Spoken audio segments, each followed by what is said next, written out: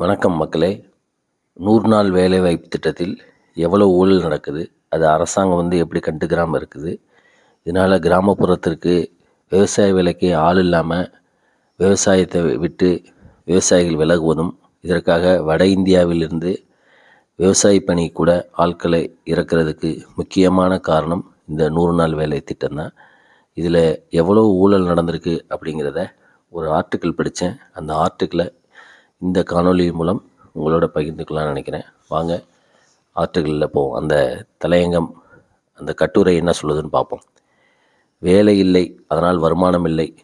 இந்த இரண்டையும் தேடி கிராமங்களிலிருந்து மக்கள் நகரங்களை நோக்கி நடக்கும் குடிபெயர்வை தடுக்க நிறுத்தி கிராமத்துக்கு அனைத்து உள்கட்ட அமைப்பு பணிகளையும் தொடங்க அந்த கிராம மக்களை கொண்டே உருவாக்குவது தான் 100 நாள் வேலைவாய்ப்பு திட்டம். கிராமப்புறங்களில் வேலைவாய்ப்பை அதிகரித்து கிராம பொருளாதாரத்தை மேம்படுத்துவதே இந்த திட்டத்தின் பிரதான நோக்கமாகும்.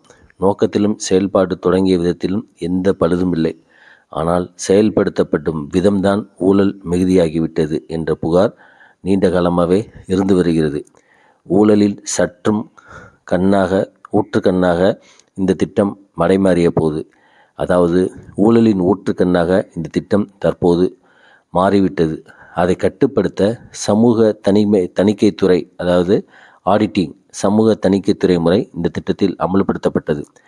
அரசு நடைமுறையோடு கிராம சபைகள் இணைந்து அந்தந்த கிராமங்களில் நடந்த 100 நாள் வேலைவாய்ப்பு திட்டத்தை இந்த தணிக்கைத்துறை தணிக்கை செய்தது, அதாவது ஆடிட்டிங் செய்வதுதான் இதன் நோக்கம்.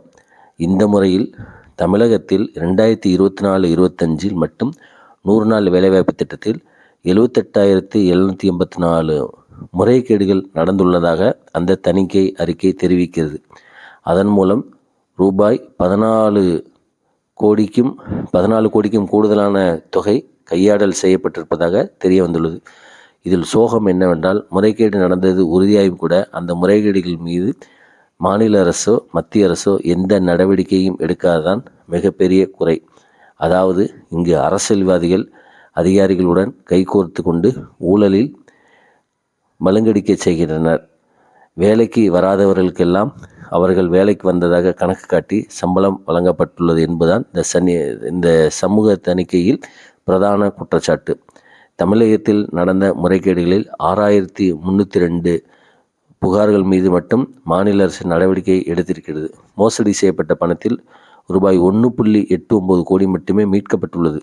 இந்த மோசடிக்கு உடந்தையாக இருந்த பணியாளர்கள், அரசு ஊழியர்கள், அரசு அதிகாரிகள் மீது இன்று வரை எந்த நடவடிக்கையும் எடுக்கப்படவில்லை என்பதுதான் முக்கிய குற்றச்சாட்டு. இதைவிட முக்கியமாக யார் மீதெல்லாம் குற்றச்சாட்டுகள் எழுந்துள்ளவோ அவர்கள் இன்னமும் 100 நாள் வேலைவாய்ப்பு திட்டத்தில் களத்தில் நின்று செயல்படுத்தப்படுபவர்களாக, அதாவது அதை நிறைவேற்றுபவர்களாக இருக்கிறார்கள் என்பதுதான் அதிர்ச்சியிலும் மிகப்பெரிய அதிர்ச்சி. ஒரு பக்கம் நிதி பற்றாக்குறை என சொல்லி இந்த திட்டத்தை நிறுத்த வேண்டும், அல்லது இந்த திட்டத்தின் கீழ் வேலை செய்பவர்களுக்கு சம்பளத்தை வழங்காமல் பல மாதங்களாக இழுத்தடிக்கிறது. இன்னொரு பக்கம் வேலை செய்யாதவர்கள் பேரில் அவர்கள் சம்பளம் வழங்கியதாக சொல்லி திட்டத்தின் நிதி சூறையாடப்படுகிறது. மத்திய அரசு இந்த திட்டத்துக்கான நிதி ஒதுக்கீட்டை குறைத்து ஒதுக்கிய நிதி போதுமானதில்லை என்ற குற்றச்சாட்டை மாநில அரசு முன்வைக்கிறது. நடப்பு பார்லிமெண்ட் பட்ஜெட் கூட்டத்தொடரில் திமுக திட்டமிட்டிருக்கும் விவாத பொருளில் இதுவும் ஒன்றாக இருக்கிறது. பட்ஜெட் கூட்டத்தொடரில் இரண்டாம் கட்டத்தில் இந்த பிரச்சனையை திமுக எம்பிகள் எழுப்புவார்கள். அப்படி எழுப்புவதற்கு முன்னால் தமிழகத்தில் நடந்த முறைகேடுகள் மீது முழுமையாக நடவடிக்கை எடுத்து முறைகேடாக மடைமாற்றமாக நிதி முழுவதுமாக திருப்பி வசூலிக்கப்பட்டு முறைகேட்டுக்கு காரணமானவர்கள் மீது ஒழுங்கு நடவடிக்கையை எடுத்து முடிக்க வேண்டும்.